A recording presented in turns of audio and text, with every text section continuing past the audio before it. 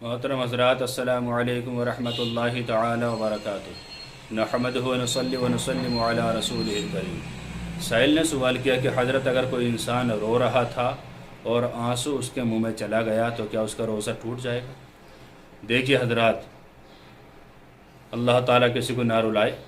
अगर किसी बुनियाद पर कोई रो रहा था और रोते रोते आंसू उसके मुंह में पहुंच गए और उसने अंदर को ले लिए, अगर क़तरा दो क़तरा थे तब तो रोज़ा नहीं टूटेगा।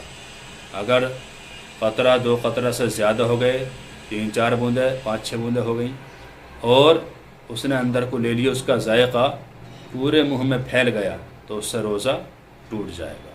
इसी तरह कोई इंसान मेहनत का काम कर रहा था, उसको पसीना इतना ज़्यादा आ रहा था कि बहुत ज़्यादा, और उसने पसीना अंदर को चूस लिया और क़तरा दो क़तरा से ज़्यादा हो गया और उसका जायका पूरे मुंह में फैल गया तो उसका भी रोज़ा टूट जाएगा। लिहाजा रोने वाले भी और मेहनत का काम करने वाले भी इस बात का ध्यान रखें कि आंसू या पसीना ये मुंह के अंदर नहीं जाना चाहिए।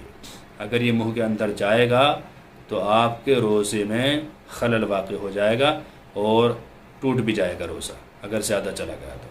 हाँ, 1-2 बूंद अगर चली गई तो रोज़ा नहीं टूटेगा, लेकिन अगर ज़्यादा चला गया तो रोज़ा टूट जाएगा।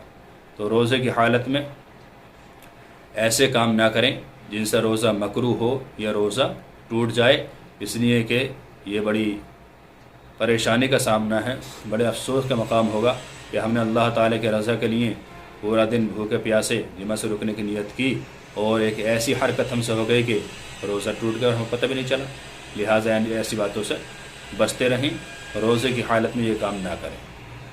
उम्मीद है कि मसला बआसानी आपके समझ में आ गया होगा। अल्लाह ताला से दुआ है कि अल्लाह ताला हमें खूब इल्म दीन सीखने की तौफ़ीक़ अता फ़रमाए।